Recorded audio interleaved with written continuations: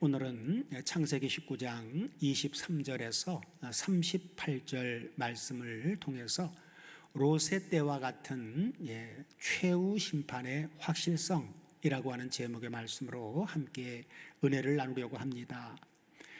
오늘 본문은 곁가지와 같은 말씀으로 소돔과 고모라에 시행된 심판과 그리고 그 이후의 결과들을 말씀해 주고 있는 내용입니다.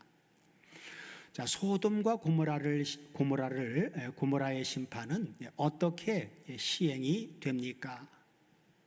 본문 22절 이하를 보면 두 천사가 먼저 소돔성에 도착했을 때는 1절을 보면 그 시기가 저녁 때였습니다. 하루 중에 저녁 때였고 그 다음에 하나님의 궁휼로 롯을 소돔성 밖으로 이끌어내신 그러한 때는 15절을 보면 동틀 때였어요. 동틀 때.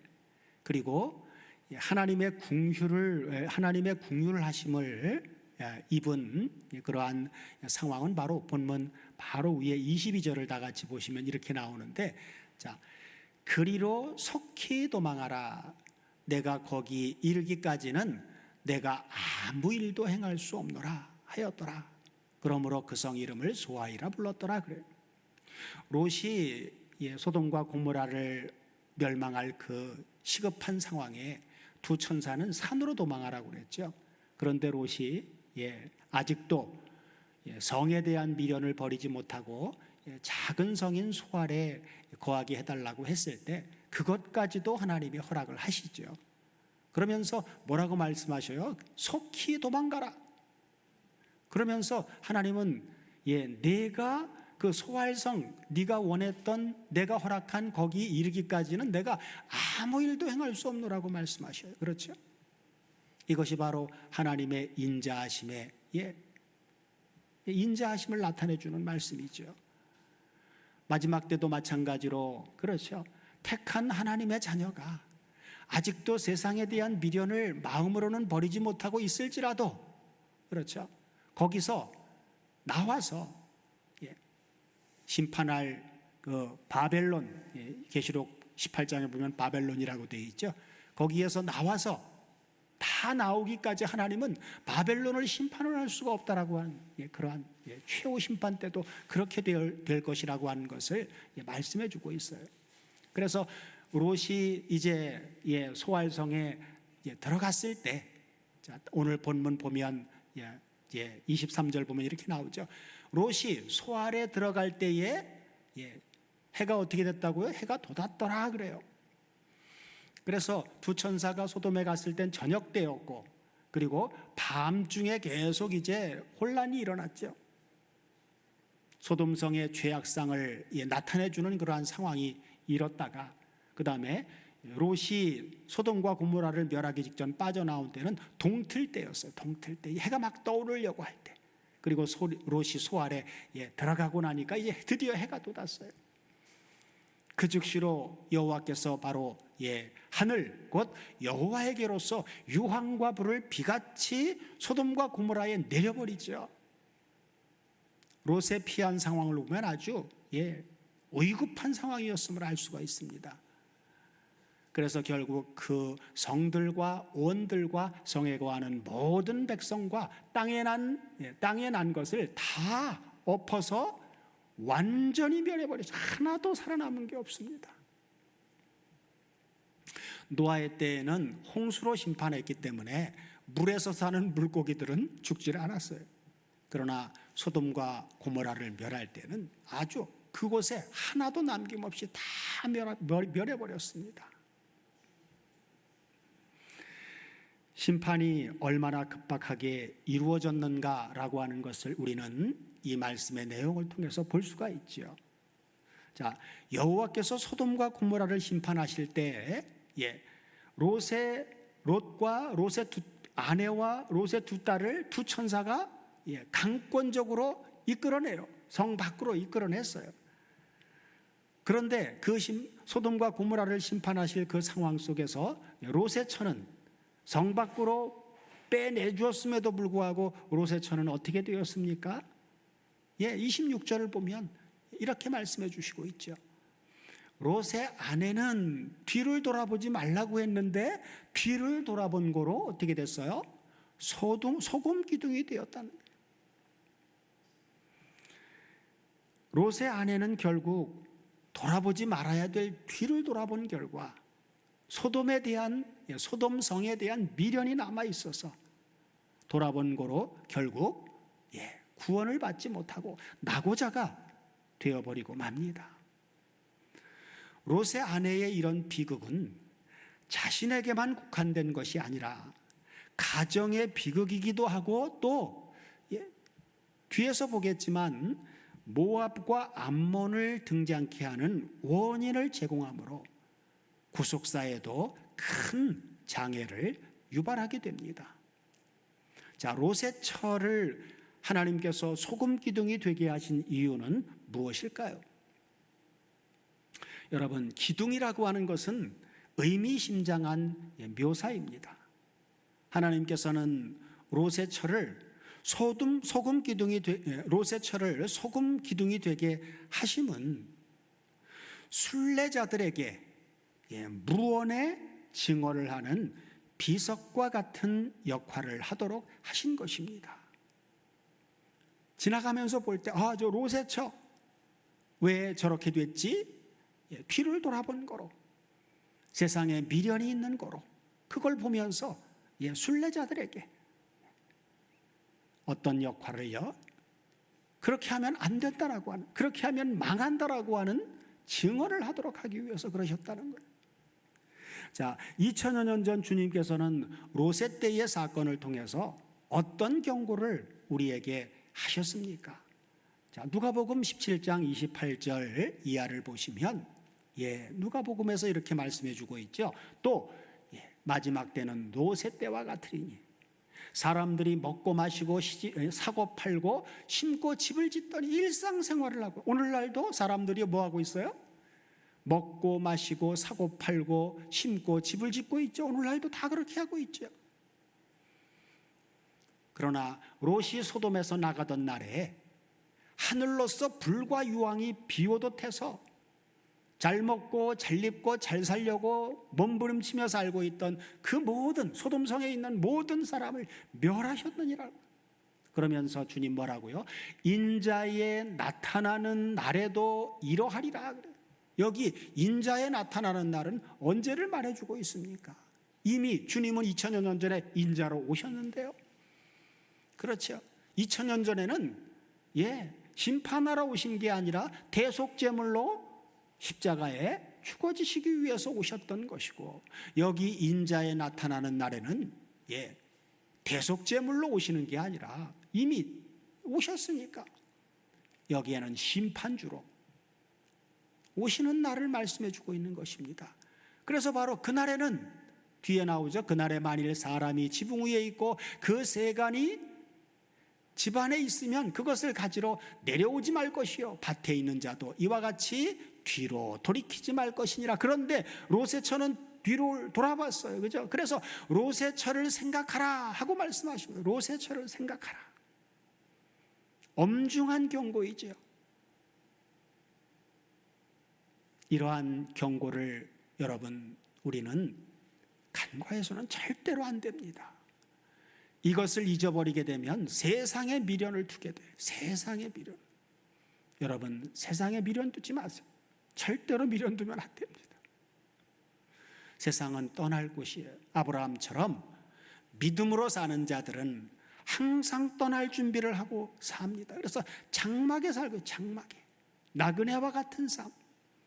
우리도 마지막 때를 사는 우리도 나그네 정신으로 신앙생활을 해야만 합니다. 그래서 롯의 처를 생각하라. 그러므로 소금 기둥이 된 롯의 처는 세상을 사랑하다가는 나와 같이 됩니다 하고 무언의 증언을 계속하고 있는 것입니다. 자, 하나님께서는 소돔과 고모라를 멸하실 때 롯을 구원하신 이유를 무엇으로 말씀해 주고 있습니까? 자, 29절, 19장 29절, 창세기 19장 29절을 다 같이 보시면 이렇게 말씀해 주고 있죠. 하나님이 들의 성들을 멸하실 때, 곧 롯에 거하는 성을 엎으실 때에 아브라함을 생각하사, 그렇죠, 아브라함을 생각하사 롯을 그 엎으시는 중에서 내어보내셨더라 하고 말씀합니다. 자, 그래서 아브라함의 중보기도는 롯을 구원하기에 이르렀죠. 그렇죠? 자, 그러나 아브라함의 중보기도는 롯을 그리고 두 딸을 구원하는 데 그쳤으나 주님의 중보기도는 어떻습니까? 히브리서 7장 25절을 다 같이 보시면 히브리서 기자를 통해서 성령께서 이렇게 말씀해 주고 있습니다. 그러므로 자기를 힘입어 하나님께 나아가는 자들을 온전히 구원하실 수 있으니 이는 그가 항상 살아서 저희를 위하여 간구하심이니라. 그렇죠? 주님은 2000여 년 전 인자로 대속제물로 드려지기 위해서 오셔서 중보기도 한 것이 끝이 아닙니다. 죽으시고 부활하셔서 제자들이 보는 가운데 승천하시고, 그리고 하나님 보좌 우편에 앉아 계신 것을 스데반은 돌에 맞아 순교하면서 보고 증언했어요.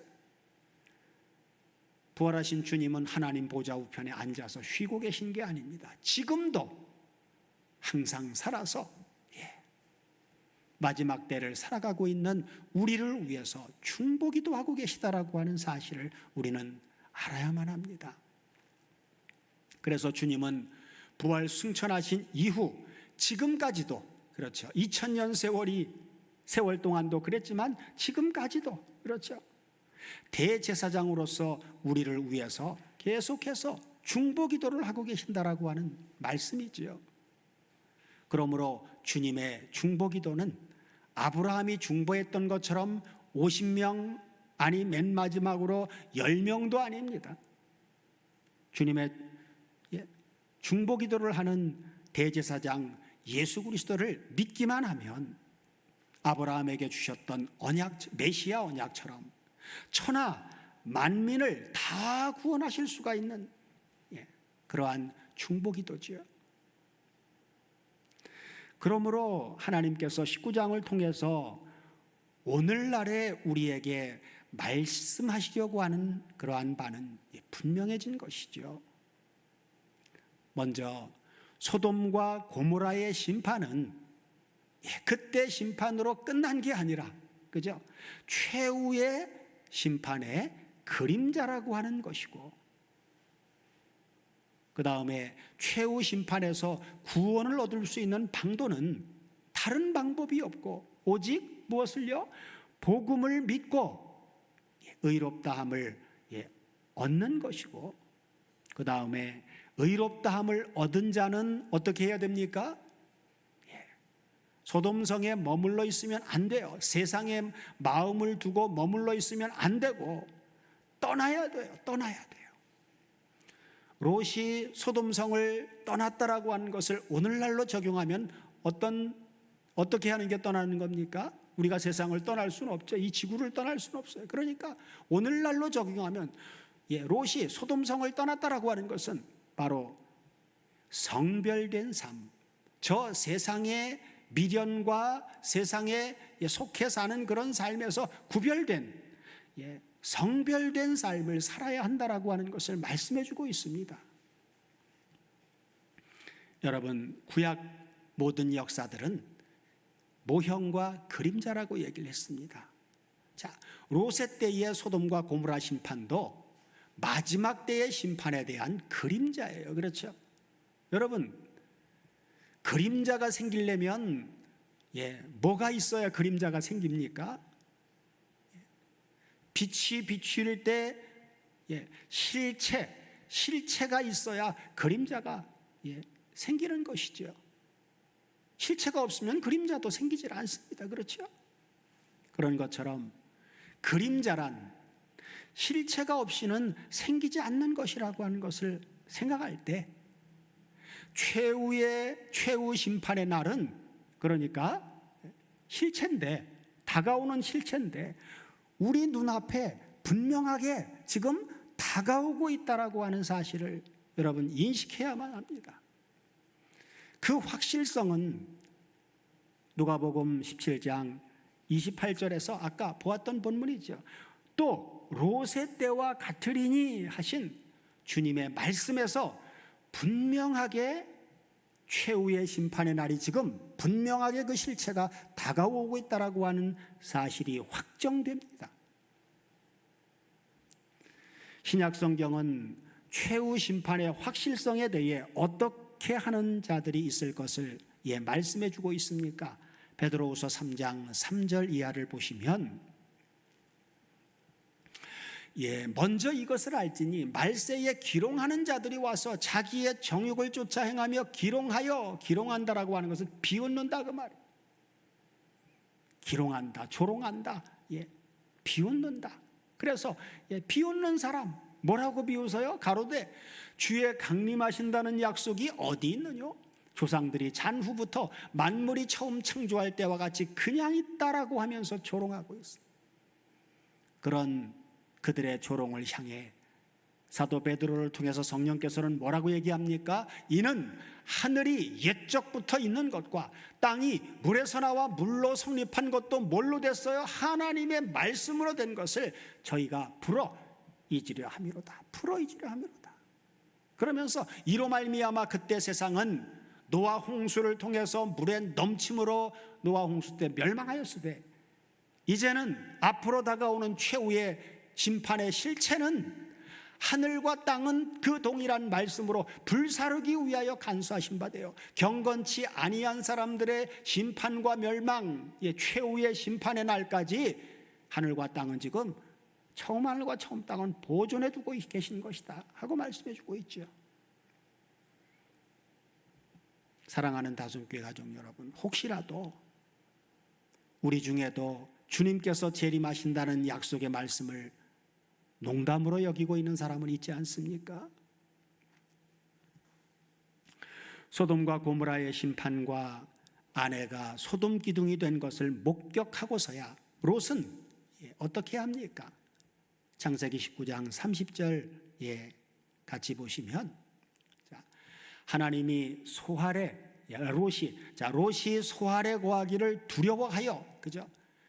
처음 소돔과 고모라 심판이 행해지기 이전에는 성에 대한 미련이 여전히 남아 있어서 저기 작은 소알성은 작으니까 거기로 도망하기를 허락해달라고 했던 그 롯이 소알로 도망해서 심판으로부터 구원은 받았어요.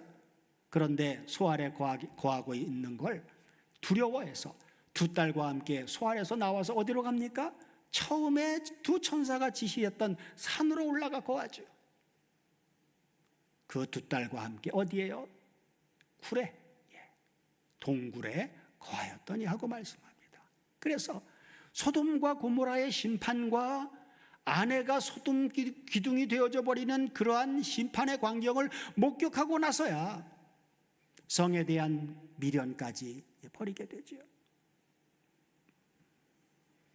31절 이하도 연결해서 보시면 큰 딸이 작은 딸에게 이르되 우리 아버지가 늙으셨고 이 땅에는 세상에 도리를 쫓아 우리의 배필이 될 사람이 없으니 우리가 우리 아버지에게 술을 마시우고 동침하여 우리 아버지로 말미암아 인종을 전하자 하고 그 밤에 그들이 아비에게 술을 마시우고 큰 딸이 들어가서 그 아비와 동침하니라. 그러나 그 아비는 그 딸의 눕고 일어나는 것을 깨닫지 못하였더라 하고 말씀합니다. 여기 깨닫지 못하였다라고 하는 것은 술 취함으로 죄악과 수치를 느끼지 못하는 상태, 다시 말해 영적으로 마비 상태가 되었다라고 하는 것을 가르쳐주고 있습니다. 19장은 어떻게 마무리가 됩니까? 36절 이하를 같이 보시면 롯의 두 딸이 아비로 말미암아 잉태하고 큰딸은 아들을 낳아 이름을 모압이라 하였으니 오늘날 모압 족속의 조상이요 작은 딸도 아들을 낳아 이름을 베남미라 하였으니 오늘날 암몬 족속의 조상이었더라 하고 말씀합니다. 이렇게 19장을 마치는데, 자, 이 점에서 우리가 롯의 줄기에서 누가 태어났어요? 모압, 그렇죠? 모압 암몬이 태어났는데 그 중에 이 모압이 태어났다는 것도 측량할 수 없는 하나님의 지혜입니다.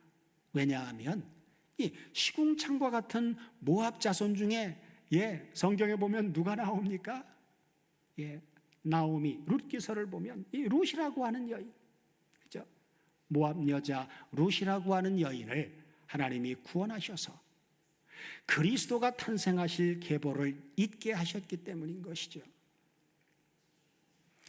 19장을 마치기 전에 다시 한번 강조해서 말씀드리지만 성경은 구속사의 문맥으로 보아야만 한다라고 하는 것입니다.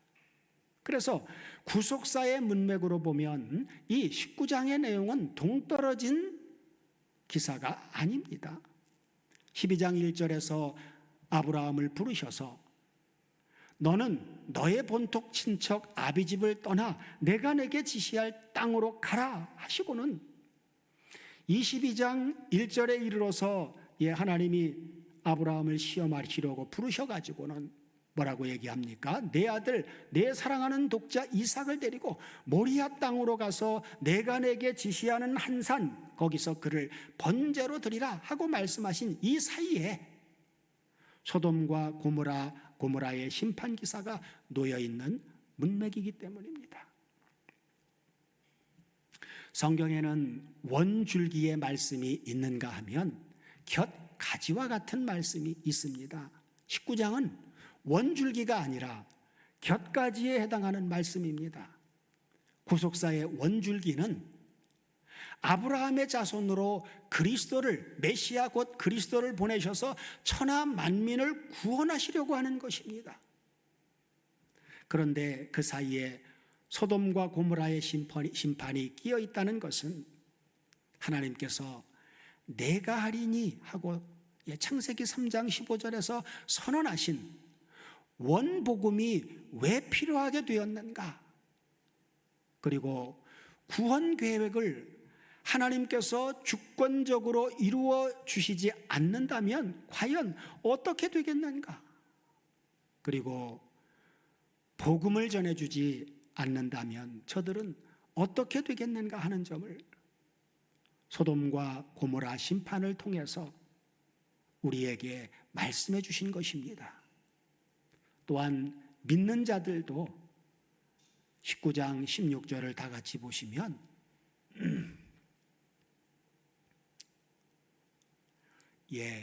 그러나 롯이 지체하매 그 사람들이 롯의 손과 그 아내의 손과 두 딸의 손을 잡아 인도하여 성 밖에 두니 여호와께서 그에게 인자를 더하심이었더라 하심과 같이 하나님께서 주권적으로 견인하여 주시지 않는다면 구원을 얻을 자가 한 사람도 없다는 그러한 사실을 보여주신 것입니다.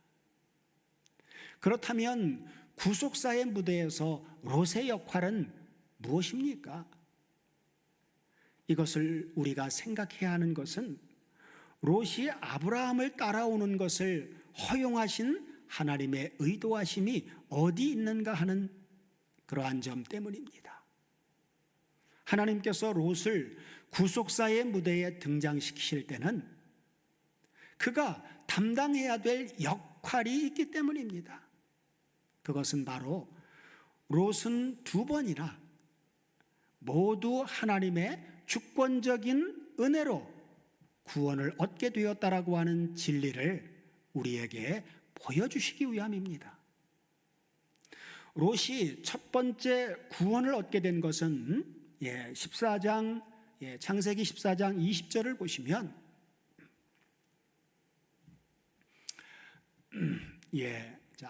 너희 대적을 내 손에 붙이신 지극히 높으신 하나님을 찬송하리로다 하신 말씀처럼 하나님께서 대적을 아브라함의 손에 붙여주셨기 때문입니다.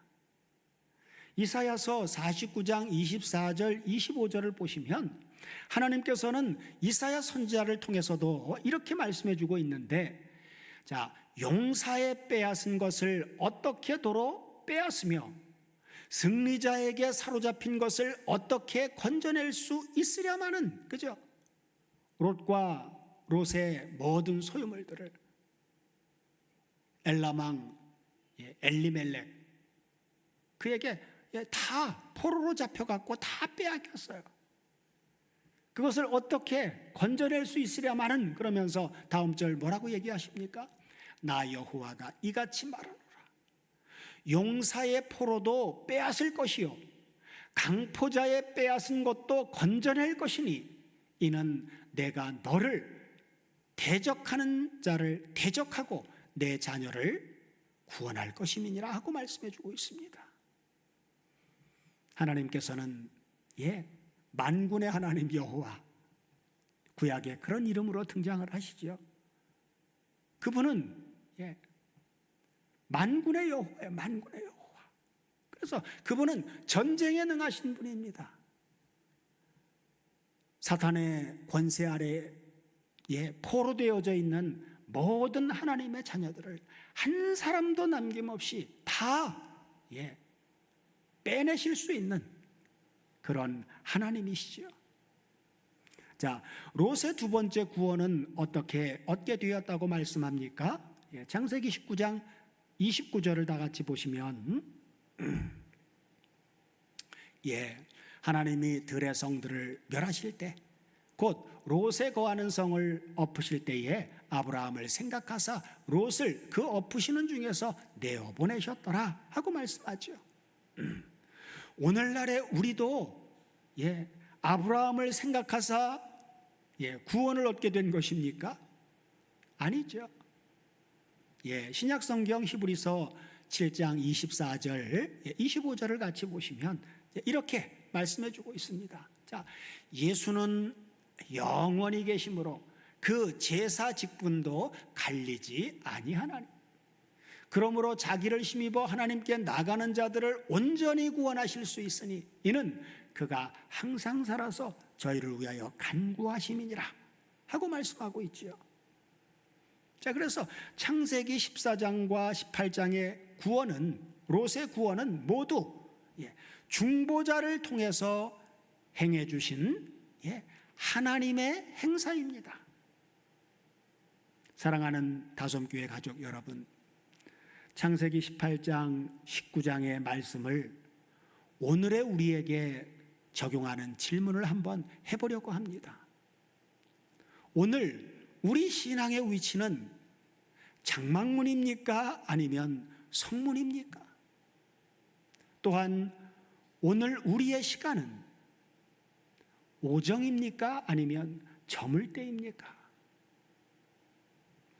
그렇다면 창세기 19장의 롯의 사건을 통해 계시해 주신 오늘의 우리가 행할 일은 무엇입니까? 그것은 19장 14절에서 여호와께서 이 성을 멸하실 터이니 너희는 일어나 이곳에서 떠나라 하신 말씀과 19장 17절에 그 사람들이 그들을 밖으로 이끌어낸 후에 이르되 도망하여 생명을 보존하라, 돌아보거나 들에 머무르거나 하지 말고 산으로 도망하여 멸망함을 면하라 하신, 바로 떠나라 그리고 뒤를 돌아보지 말라 하신 말씀대로 순종하는 것입니다. 신약성경 고린도전서 10장 11절에서 오늘 우리에게 이렇게 말씀해 주고 있죠. 저희에게 당한 이런 일이 거울이 되고 또 말세를 만난 우리의 경계로 기록하셨느니라 하고 말씀하십니다. 하나님께서는 자기 아들의 대속을 통해서 사망의 세력을 잡은 자의 대적 마귀 사탄으로부터의 구원과 그리스도 예수 안에서 값없이 의롭다고 여겨주신 이 두 가지 역사를 우리에게 이미 행해 주셨습니다. 그러므로 우리는 베드로전서 1장 15절 16절에서 말씀하신 대로 오직 너희를 부르신 자처럼 너희도 모든 행실에 거룩한 자가 되라. 기록하였으되 내가 거룩하니 너희도 거룩할지어다 하신 말씀대로 하나님의 말씀대로 순종하는 세상과 구별된 삶을 살아야만 하는 것입니다. 우리 모두로 하나님의 절대 주권적인 은혜로 그리스도 예수 안에서 값없이 의롭다 하심과 거듭남의 구원을 받은 자로서 모든 행실에 우리를 부르신 거룩한 하나님의 흠없는 자녀로 성장하여 하나님의 영광과 찬송이 되는 삶을 남은 생에 나그네 정신으로 날마다 살아가게 해주시기를 우리 주 그리스도 예수의 이름으로 축원드립니다. 아멘.